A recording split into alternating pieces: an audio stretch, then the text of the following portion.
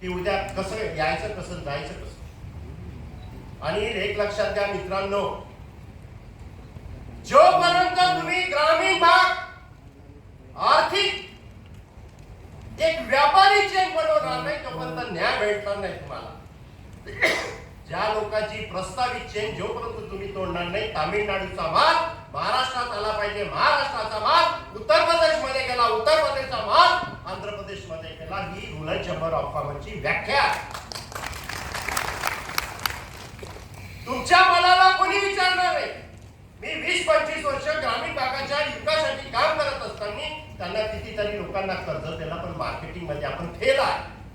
Marketing आपल्या ताब्यात नाहीये. आणि जोपर्यंत ग्रामीण भागाच्या हातात मार्केटिंग उपलब्ध होणार नाही तोपर्यंत शक्य नाही. आणि ही सगळ्या जिल्हाध्यक्षांनी मेहनत केली, डायरेक्टरनी मेहनत केली, प्रश्न नाहीये. संघटन येतात जातात, कोणी येतात जातात वाढतात, हे चालणारच आहे.